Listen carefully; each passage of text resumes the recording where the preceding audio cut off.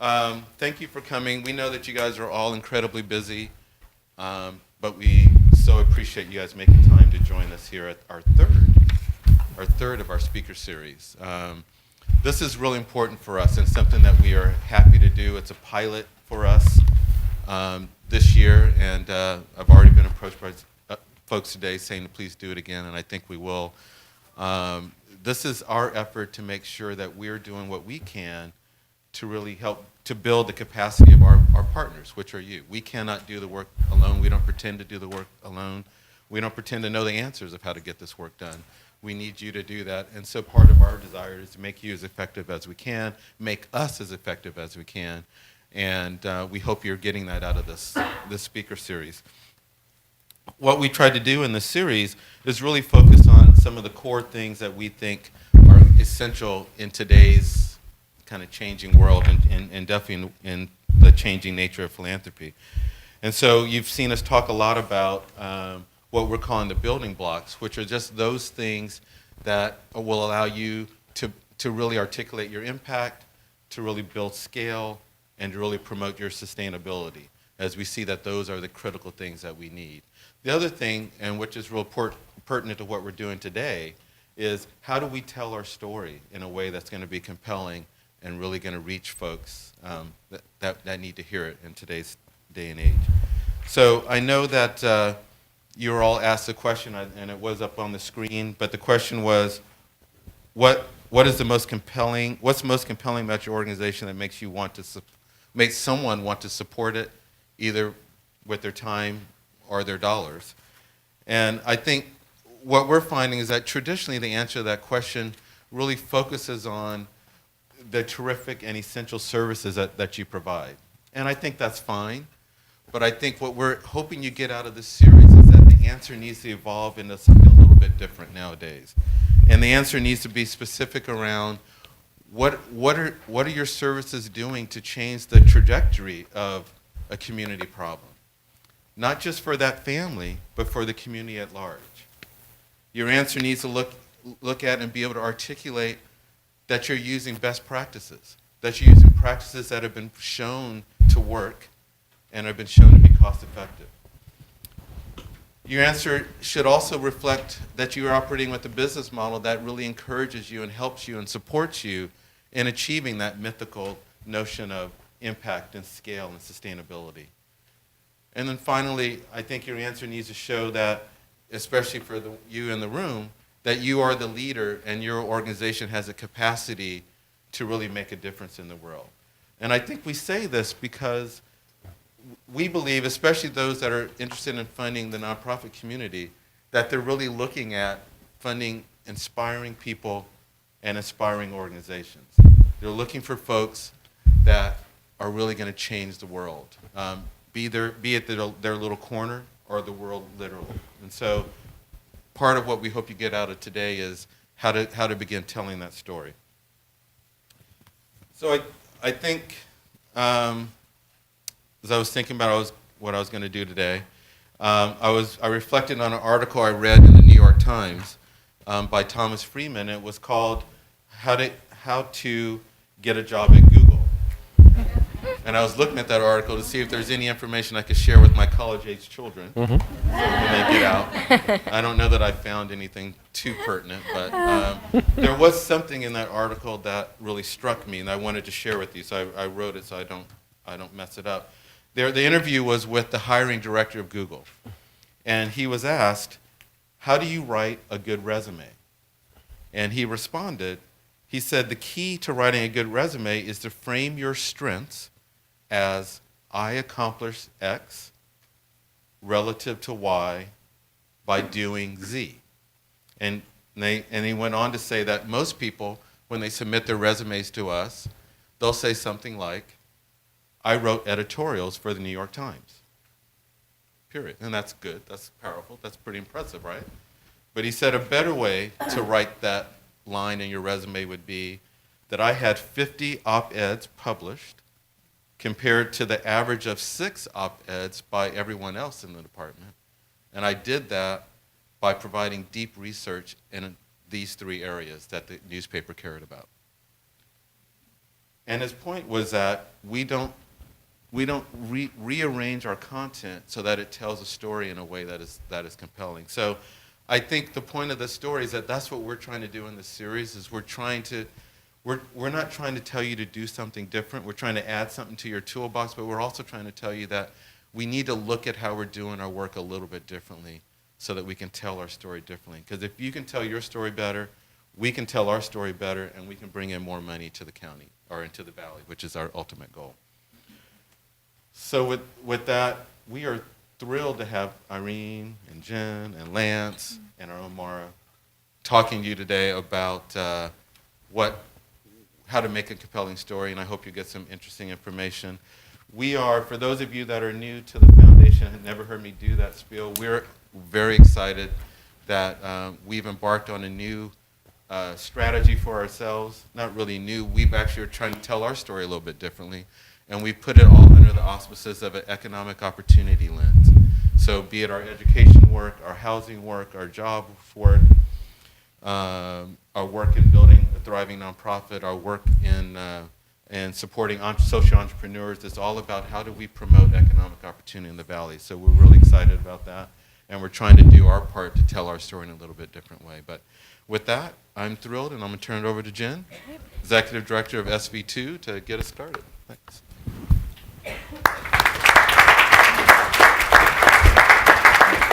Great. Thanks, Rick. Okay, sounds like I'm mic'd and on. Welcome, everyone. I'm delighted to be here with you all today, and thanks to each and every one of you for showing up this morning, for battling any traffic you might have battled. It's a great group. I've met a number of you. I know a number of you. I hope to meet others of you today. We're going to learn a lot from each other, from the panel. We're going to have fun. I'm Jen Ratay. I am the Executive Director of the Silicon Valley Social Venture Fund, which is commonly known as SV2. We are a nonprofit organization, and we're a community. Our mission is to unleash the resources and talents of Silicon Valley to support promising social ventures in order to achieve measurable impact here at home, in our own Silicon Valley backyard, and around the world. And I see Kelly over there, who's on our board. Before joining SV2, about a year ago, I had the honor of serving as a program officer at the William and Flora Hewlett Foundation in Menlo Park, specifically in their effective philanthropy group. And what's important about that is that I've sat on both sides of the table. As a funder, I've had that honor, that privilege, that responsibility. Also as an executive director. And I have felt and feel the real weight that I know a lot of you feel as ones who need to raise revenue, to meet payroll, and to help your organizations like us achieve your bold ambitions for social impact. So from the funder perspective and the nonprofit staff perspective, I am so encouraged and grateful to the Sobrato Family Foundation for their foresight. The team is wonderful, and really the leadership that they've taken here in the Valley to pilot this speaker series. It benefits us all in the social change work that we are all doing. I loved Rick's story. The only flip that I'd make on that is, I is language. It's we, what we're doing together, what you and your staffs are doing together. So that collaborative we message, that's what we're going to be focusing a lot on, in addition to the I.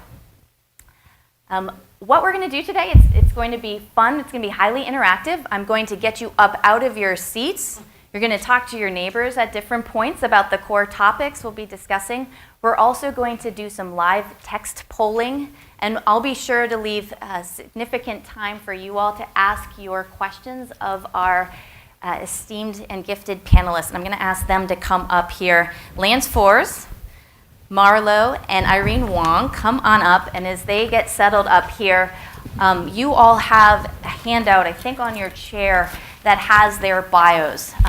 Very impressive backgrounds, wonderful individuals. I won't go through their bios in any depth, and that's because we all want to spend that time learning about you all, your roles. So how we're going to do that, why don't you all, you have a lot on your laps, I see. If you could put that to the side so it doesn't spill off into your neighbor. Could you stand if you are an executive director, a CEO, or the top leader of a nonprofit organization? Wow, okay, excellent. Thank you. You can sit down. Who here is a staff member of a nonprofit organization, not the executive director, but the important roles? Wow, okay. Okay, great. That's a significant chunk. How about board members? Do we have board members here? Outstanding. Funders. Do we have funders in the room? And this might be a good moment to mention that this is try to make it a non-pitch zone. This is a relationship, a relationship building zone. Government representatives, do we have anybody here? Excellent, great. And other, did anyone not stand up? All right. Consultants, what is your, consultant, great. Volunteer. Excellent, volunteer. And you? All the above. We've. So, through Stanford University, I support the charter school. Great. Okay, good. Well, we're glad that you're all here. So there was maybe 2/3 of folks stood up as nonprofit staff members. So I'm gonna ask you all who stood up in that group, we're gonna break that down just a bit more.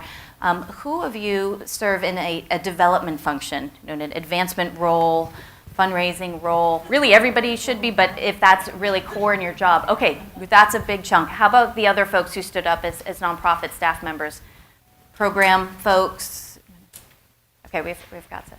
Okay, so that's helpful for us to see who's in the room so that we can tailor our remarks. We are now going to do a text poll. Who here has done a text poll before? It's a lot of fun. Okay, most hands have gone up. If your hand did not go up, this is easy, it's fun. It's also a good way to get to know your neighbor if you need any technical support. Essentially, there are two ways to do this. We've got some codes here on the screen. And the first question, if you could name one thing that is most compelling about your organization that makes people want to support you either as donors or volunteers, what would that be? And we have some buckets for your answers. Client testimonials, clear metrics of impact, the leadership of your organization, the effectiveness of dollars used, a compelling vision for your work, or something else, other. And how this will work, if you take out your smartphone and you text to the number 22333, and then use one of these answer codes here, that's one way that you can participate in the poll and the conversation. A second way, you can go to pollev, as in Victor, .com/Sobrato. So that's another way that you can participate using a web-based interface. All right, is anyone? Like the real time. The real time, exactly. So this is a percentage of the total answers. We had a question at one of the last sessions about why a bar went backwards, but it is a percentage. Exactly. Wow, okay. So about a fifth on the vision. Actually, more than that. Okay, the second question, keep out that smartphone. To what extent do you rely on private philanthropy, so foundations, individual donors, or corporations, as a percentage of your total organizational income? So is it under 10% of total income, 11 to 25%, 26 to 40%, or over 41%? Okay, so this suggests that you are in the right room. We are not going to be talking about raising money from government sources or earned income. This is really about making your case to individual donors and foundation donors. So that represents the majority of you in terms of your income sources. Great, so thanks for that. Let's hear from the panel now. One of the readings on the resource list is an article titled Underdeveloped, which is authored by Compass Point Nonprofit Services. It's a very interesting and sobering article if you haven't had a chance to take a look at it, and it talks about the deeper challenges that undermine the ability of nonprofits to raise money they need to succeed. So one of the challenges for community-based organizations, and we have quite a number in the room, challenges here in Silicon Valley, is actually winning contributions from wealthy individuals, despite the fact that our region is full of them. So why is it so hard for community-based organizations to attract resources here in the Valley? And I'm wondering, Mara, if you'd like to kick us off. Sure. So thank you. I'm really excited to be here on this side of speaker series. I've been with Sobrato for about 8 years, and before that with another small foundation. And so I've seen over the past 10 years that I've really been in this, a real huge shift in philanthropy in general and fundraising in general. And I think one of the things, the Underdeveloped article really talked about some of the internal struggles of fundraising and the types of struggles within organizations.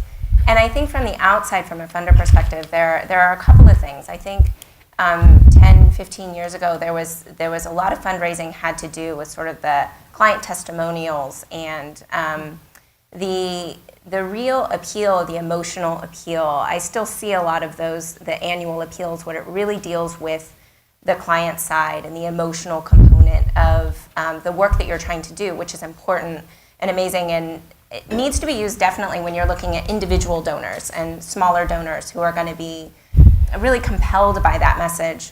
But when we're looking on this side as an institutional donor and a foundation, we're really in charge of taking care of the resources, and we've been trusted with by our boards. We're already sold. So when we see that face with a child that's struggling, we're there. We want to help. You have us. We're in this industry to do that and to help. But it's really about looking at the providers out there, and we have a multitude to choose from, right? So there are a lot of organizations that are working on solving and dealing with either the symptoms or the cures to the problems that our society is faced with. And so what we're looking at is going to be different. We're going to be looking at making sure that there's a really compelling vision. I saw a lot of you mark that as your top case for support. So looking at that compelling vision and then taking a step beyond it. So when you have the vision, what are you working on? What are your actual activities? What are the outcomes that you're expected to have, and how are you meeting them? Are you tracking the right thing? Are you looking at the right thing? Are you really taking into account the right type of measures? When you're looking at your mission, this is your mission, the things that you're tracking, the things that you're working on, is it really making an impact? Are you really reporting back on that mission? So that's one of the things is looking at, we are in Silicon Valley a huge data-driven culture. I was just having an exceptional conversation with one of colleagues in the room about that Silicon Valley, it's, your message needs to be tight, your data needs to be on point. And when you're looking and trying to get funding from an institutional donor, we definitely want to see that, and it's even more so when we're looking at the high wealth individuals in the area. They're working at Google, they're working at Apple, they're in an entirely different culture set, so they want to see the data points and really beyond the compelling vision, which is great, you need that, but also at the end of the spectrum, what are you doing for that vision? How is it working? How are you measuring it? Great. So I'm going to bring Irene and Lance in here by asking, so what we're going to try to do now is outline what we all think are the critical building blocks for a nonprofit to make its case for support here in the Valley. And Mara, you already mentioned a number of things we can build off. But I'd like each of you, and Mara, you can jump in here too, to list your top 2 building blocks for nonprofit organizations to make a powerful case for support here in the Valley. And then tell us why you've selected those 2. Lance, Happy to go. Well, good morning, everybody. Great to be here. So let me just ask you a question.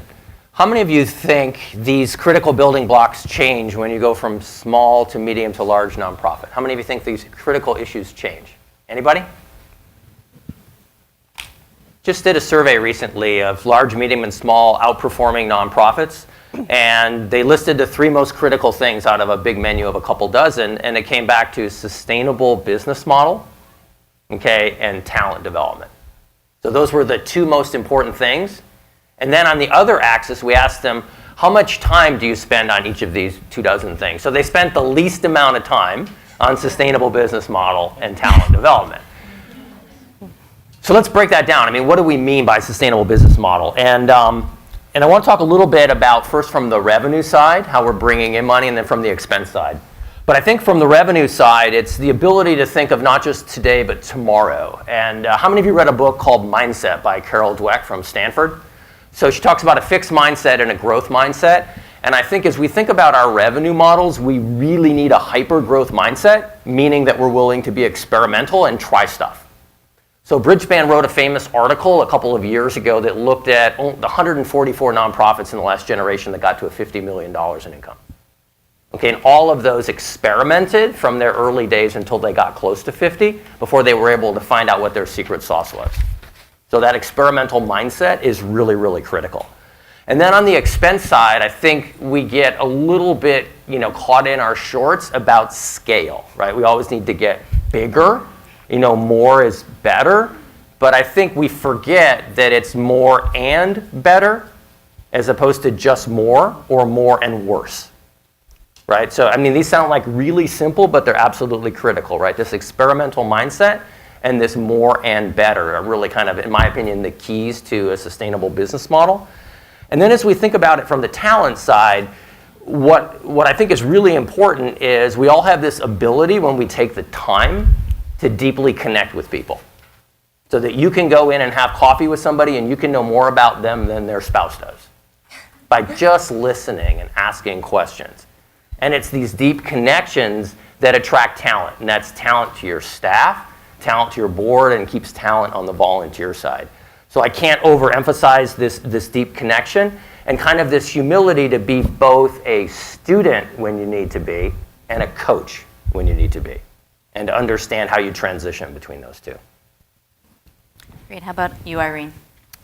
I agree completely with both Lance and Mara's comments about, some of these building blocks. And just to add my two to it, what we think about as a really crucial building block really is the leadership of an organization and actually the governance of an organization. So board governance, leadership and board governance. And what we mean by leadership, to break it down in some ways, for us, leadership is really about the individual's ability to kind of articulate and really connect with that vision for impact. Can they clearly talk about it and resonate why the organization is doing what it's doing and the impact that it's trying to achieve, and what is their kind of connection to it? In a lot of the meetings that we have, we always ask the executive director leader kind of what got them to the place they are today, and why are they connected, and what is that kind of personal passion that is going to keep the drive there for the work of the organization. Credibility, it's something that we look at for the leaders, and what has been their past experience in working in this type of work, similar experiences, and do we believe in that individual organization and the leader, and kind of what's their credibility? And also looking at the emotional kind of intelligence of a leader. So as Lance talked about, do they have the empathy to understand what's going on? How are they working with the staff and with the community? Do they understand the issues? And how do they demonstrate that? And so for us, when we talk about the leadership, these are some of the things that we dig a little bit deeper into in our conversations with potential grantees and grantees. And in terms of board governance, a couple of things that we look at on the governance side. Is it a high-performing board? There's so many definitions of, what constitutes a high-performing board, but one of the things that we really look at is the diversity on a board. And, it's the diversity in terms of what are the backgrounds of the people and the skill set that they bring to the board. Do they bring financial experience? Do they bring legal experience? Do they bring a connection with the mission? And one of the things that we always think about too, and this has been particularly pressing for us at the Packard Foundation's local program, we have about 200 grantees that we support. And of those, back in 2012, we saw that at least there were 44 executive directors that left their positions of those 200 grantees. And huge executive transitions in 2013, that number went down to about 30-something, but we've worked a lot with board chairs. And one of the questions that we look at and we think about too is, if the executive director were to leave, is the board in place to step in if there were some sort of emergency or crisis? What's the capacity of the board? What's their relationship with the CEO too? And we asked a lot of things about the board members, the nomination process, how do they actually get on the board, and to really assess the strength of the board in governing the organization. And so in addition to the, building blocks that both Lance and Mara had mentioned too, that I would add are leadership and board governance. And just to tie those together, when I was back at the Hewlett Foundation, we used to have debates all the time, of the 400 plus indicators of a healthy organization. There are so many frameworks out there, but if we had to look at one thing, we would, if we could, look at the relationship between the CEO and the board chair. And we saw, having made many grants over many years, that really was kind of a leading indicator of health of the organization over the long term. So tying the board and the leadership of the organization together, that's critical. And I know, Lance, you've talked and even written about that. Mara, is there anything that you would like to add, having heard Irene and Lance at this point? Yeah. So I think we've talked about, just to sort of pull together what we've all talked about. In our first session, we did a session on theory of change and logic models, and that's kind of what I was bringing out. Is having that compelling vision, knowing what the activities are, having performance metrics in place to be able to articulate that sustainable business model, obviously. And it's something that, as we were working on the last session, trying to find examples of that, like very clear, compelling business models, are very rare. As you said, people probably spend the least amount of time on that. And then leadership. And I would add to Irene's as well, you made a really articulate way to sort of bring together what leadership is, because I think we all say it and it's something that's really intangible and hard to assess. But I think also, leadership can be two-way street, the external leadership. We all know of those leaders who are out there in the community and really advocating for their cause, but also the internal leadership and how they lead their staff and make sure that their staff and their board is all aligned and working in the same direction, on the same mission, and all being real advocates and for the cause as well. So bringing all of that together, I think it is essential for all of those things to be in place to really make the case. When we look at grantees and applications, we look at a range of things, as you said, like the 400 indicators, and we put them in buckets of program, like the program plan, and that would be, do you have in place a strong, compelling vision? The performance outcomes, what is the effectiveness of the programs? The leadership, we look at the ED and the board together, and under the financial, the business, sustainable business plan, as well as what is the fiscal health then of the organization and your fundraising capacity. So we kind of look at all of those things and make determinations there. Great. Okay, so I think we've got a slide here. What we're going to do is see if we've captured everything. We had this at the ready. Mara, you essentially just ticked off most of these things as key building blocks. I think these look a little bit more like Legos than they do blocks, but bear with us. My son, my 5-year-old, would like this a lot. Leadership and culture, which really spans across really everything with the mindsets here to prioritize these different things, which are hard. These are tougher building blocks that one needs to spend some time and energy and resources to invest in, and they're certainly interrelated. So I'm curious, what are we missing, if anything? And if anyone in the audience has something that they'd like to add. One thing that I've noticed in the field is an increasing need and opportunity to collaborate across nonprofit organizations. So the unit of analysis is shifting, I think, for many funders from an organization as a self-defined unit to one of a network of nonprofits, some collaboration. And so I would predict going forward, one of the key building blocks that's not here, but maybe should be, is this collaborative muscle, the ability to work well with others, the reputation in the field. And that's something that I think funders are looking more and more to, asking right up front, who are you partnering with in the field? Because these problems that you all are trying to solve can't be solved with just one organization working in isolation.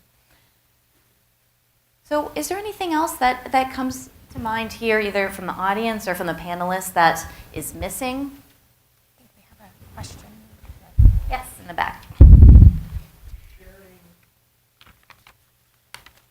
best practices, ideas, cost tracking, working with other nonprofits is something we're all for.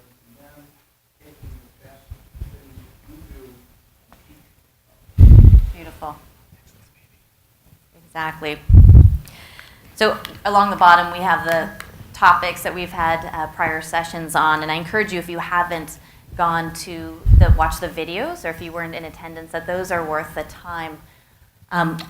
We are going to move to show you a quick example, because theory of change and business models, that has come up already, and we think that's really important. So just as a very quick refresher on what these might look like. And of course, every organization is going to have a theory of change or a logic model that looks different, and there's not one size fits all. But this is an example from the new Teachers Center, where Lance is the board chair, and I believe has an office right here. I parked right in front of their door. You didn't block the door, did you? I did. I pulled my Prius right up there. And essentially, it's a pretty simple framework. Theories of change can look different. Essentially, what are the conditions for success, or the inputs that the new Teachers Center is bringing to the problem? What programs or strategies is it employing to then achieve some program impacts that together, and this is on your right-hand side, lead to the ultimate goal, essentially winning the World Series of educating and increasing student learning. So if we move forward to a second slide, so a sustainable business model. Mara mentioned how critical this was. Lance mentioned how we just don't focus much on business modeling. But really, what are the key elements? There is tremendous confusion in the sector when we say business modeling. What does that mean? Really, a few things. Having a theory of change. We just looked at one from the new Teachers Center very briefly. Doing or having an analysis of the external landscape. So how the field is changing, how the context for your work is changing externally. A financial analysis of your own organization to identify the fully loaded costs of various lines of work in programming and any trends over time. Business models often include projections, so a 3 to 5 year pro forma, essentially a projection on the expense side and the revenue side. And then also a projection on the revenue side on what the revenue mix is and how it might change over time. And then last, and I think this is really important, some articulation or clarity around what core infrastructure or capacity the organization will need to invest in to be able to meet this business model. And most importantly, its ambition for impact. This analysis, I can't emphasize more, it really helps funders understand really and see the discipline of your management and your financial approach, and it just helps funders see where they fit in. So Lance, I'm going to turn to you. If you could very briefly walk through, we've got 2 slides on the new Teachers Center, which you know a lot about, and the business model. Sure. Well, if I could even go back 1 slide. So before we get into theory of change, right, you've got 15 seconds on the elevator. What do? Right? So let me just use NTC as an example, right? So we make new teachers better, faster. That's it. And so now, how do you translate that into a bulletproof story on 1 sheet of paper, okay, that addresses the what, the how, and the why, right? So that's one of the reasons we just included this in the slide deck. So how do you take that simple statement of, we make new teachers better, faster, to really create a story that you can then build on? And the whole idea in this slide is, if you look at the far left, this is tough because I got to do 2 at once. I'm going to go over here first. But the whole idea is, it's all about kids, right? And we know that this program, if we train these teachers, that those kids will gain 1 year of math skill and a half a year of reading skill versus an untrained teacher. So the impact is dramatic. So it's all about the students. The directly impacting the students is the new teacher, but new teachers go in there, knowing what to teach, but not how. So this is all about teaching them the how, right? All that context they never learned at school, their parents never told them, right? So it's all about the how. And so this just explains what happens. We work with the school district to identify the best teachers. The school district releases them to us for 3 years to train them. They act as mentors for those 3 years to a cohort of new teachers, spending time every week in those classrooms. And then we also work with the school leadership, the principal, the district, et cetera, to make sure that they understand how to support that system.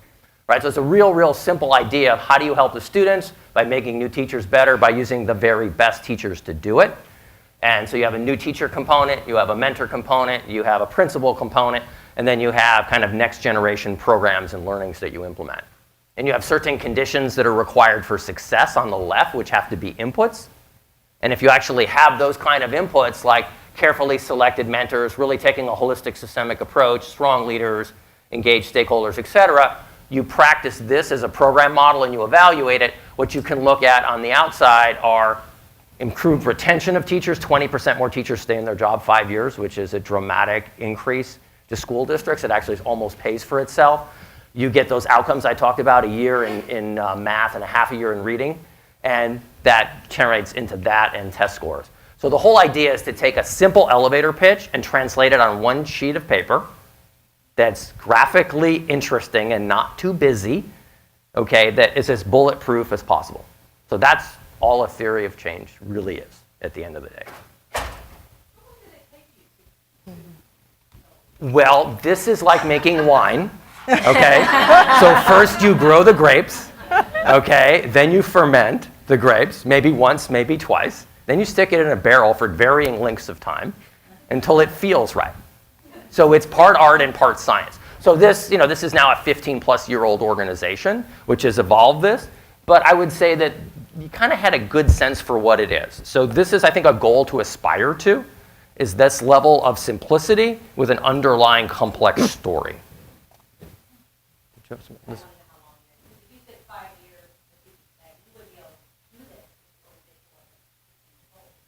Well, you wouldn't, so that's a great point. So you wouldn't be able to actually have the quantitative metrics. But let's just go back to the poll we did in the very beginning, right?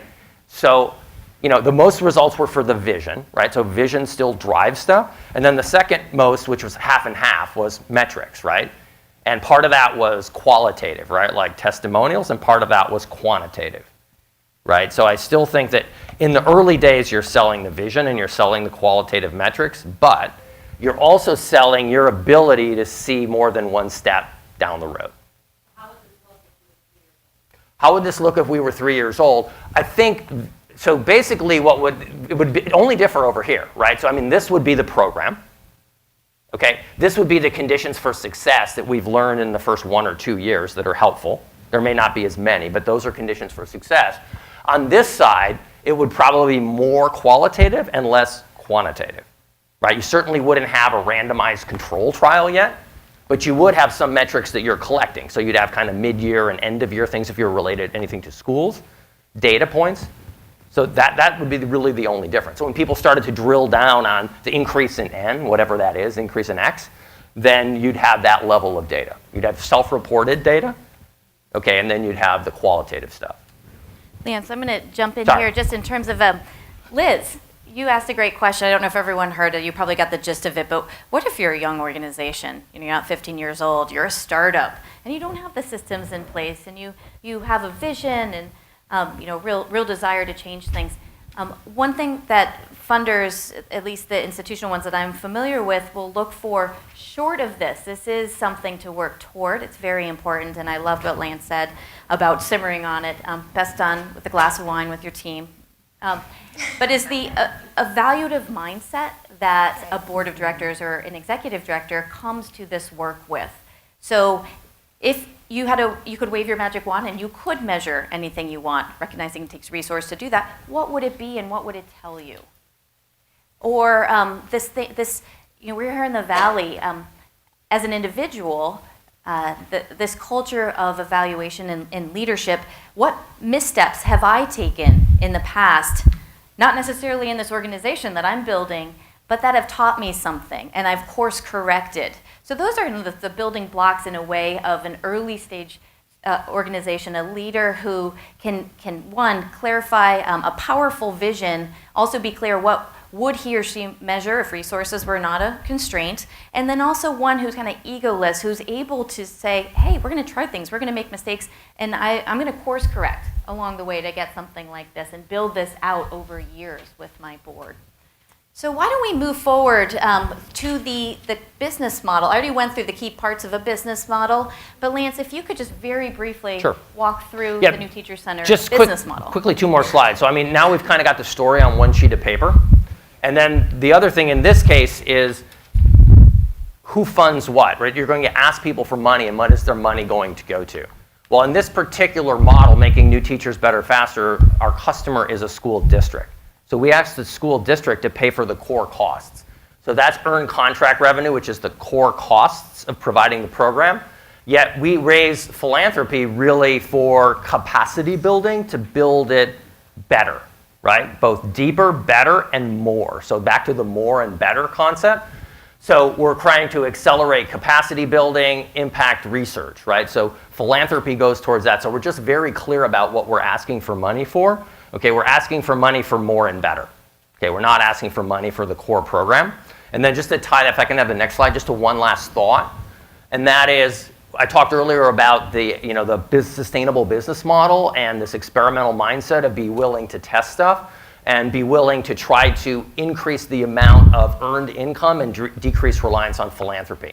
So this is just a simple model comparing kind of where this organization is going from being grants and gifts at about 38% to grants and gifts at about 21%, primarily by increasing revenue from customers, right? In this case, either the school district. But again, you can't get there unless you're willing to fail, unless you're willing to try stuff. Yes, we'll go ahead and send them out after. Yeah. Sorry, so you were talking about experimenting, you were talking about experimenting on how you fund the organization, not on your program. Right. Yeah. So I mean, I think Right. So I mean, if we look at it, right. So let's just. I mean, obviously, there's the big buckets, right? The big lines like individuals, corporate, foundations. Then you can tease out the individuals into: am I going to have an environmental defense fund model of $50 per person? Am I going to have a Teach for America model of $5,000 per person? Am I going to have a living goods model of $100,000 or more per person? What's going to be that? Not that you have to try them all, but I think you have to think about how your message applies to the potential funders and play with that. I think she asked also about experimenting on programs as well. I think you. So initially I thought that he was talking about experimenting, how you Oh. run your organization, then I was conflicted between sustainable and experimenting because you tell a funder, we're going to try now to do our program this way. You may not get the funding because I'm not sure that they will want you to be experimenting. They want you to deliver certain services. But if it's about the funding, Yeah, I think there is an element of testing and experimenting with your program as well. I think most funders want to see that you're learning from what happened last year, yesterday, and being mindful of the changing landscape and being mindful of the changes that need to be made in your program. So going back a little bit, this sort of ties into the theory of change. I think a lot of organizations think of a theory, once you do it, it's done, it's on the shelf, you look at it, you work from it, but it really is a theory. So it should change. Your program should evolve. The external landscape changes. You may be growing. You may be taking on different clients. So I think we are looking for that, culture of learning and adaptability and experimentation, not from following where the money is. I think they're two separate questions, but really about what program model is going to be most effective. So if we go back to the Lego slide. Oh, go ahead.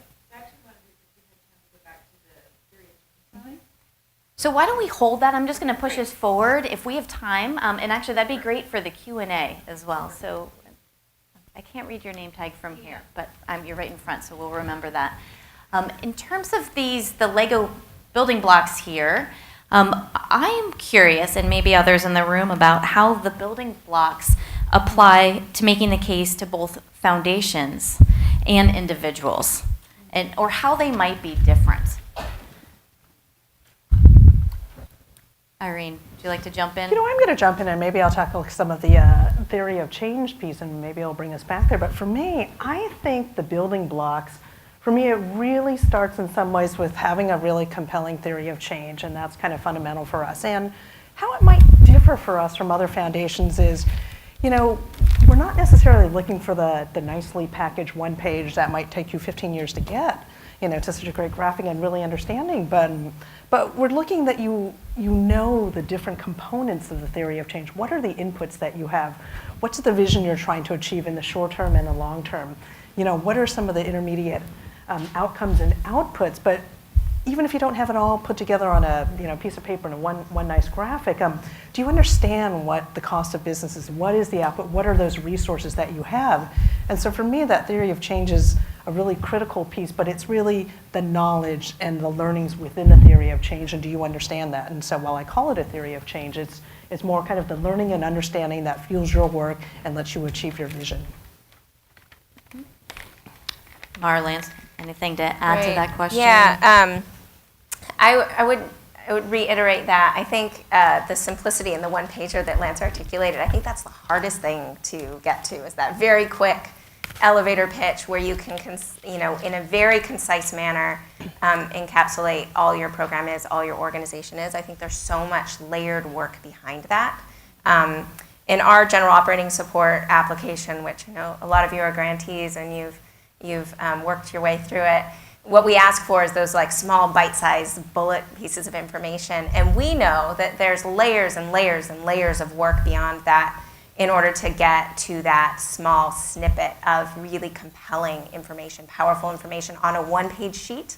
But as Irene said, it's not necessarily the way that you lay it out and the representation of it. When you talk to a leader, it's how well you know those things, how well you know your organization, how well you can articulate it, and how aligned everybody is in your organization around that simplicity and getting to that real clarity.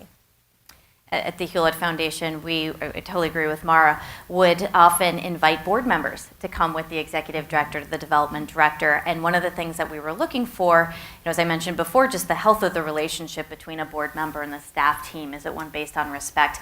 But also, can everyone in the room do what Mara just said, articulate the vision in a clear and compelling way and what success looked like? And we thought, that's a proxy for, one, the thinking being done, and two, that it's been communicated and the people are bought into that vision, and you can read, are they excited about this? They're living it, or, ooh, I'm not really sure what we're trying to accomplish. You can also read that as a funder.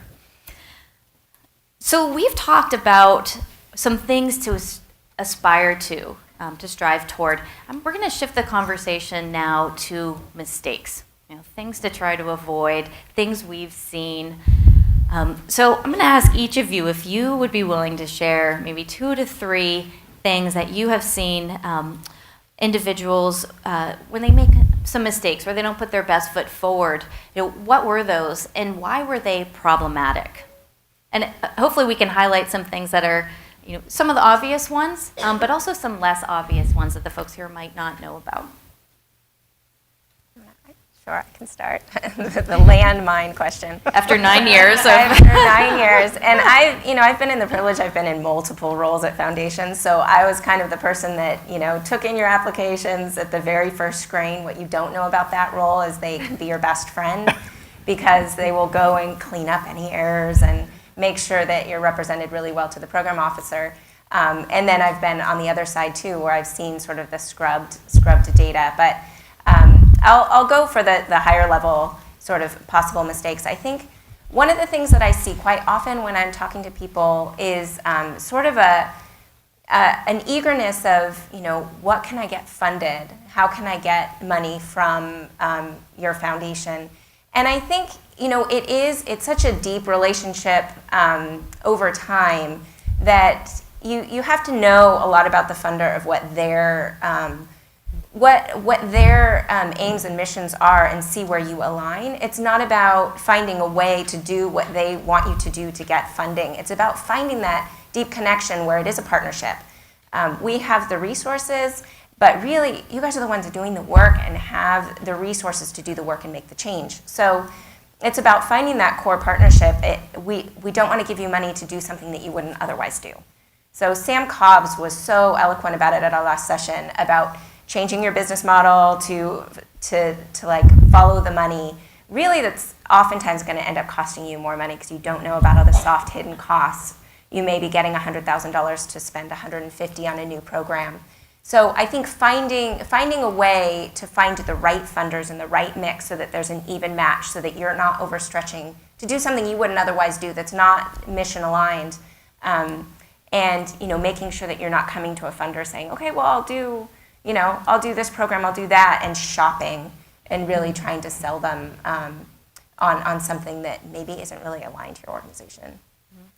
Lance, what have you seen? So I just wanted to build on what Mara said because it's so important, right? So we get caught in the moment and in the tactical as we need money. So it's about getting financial capital. When actually what Mara said is it's about the reverse. We need more human capital. We need more people helping us. So a part of what she said is really, really important, and that is go slow now with people to go fast later. Go slow to go fast.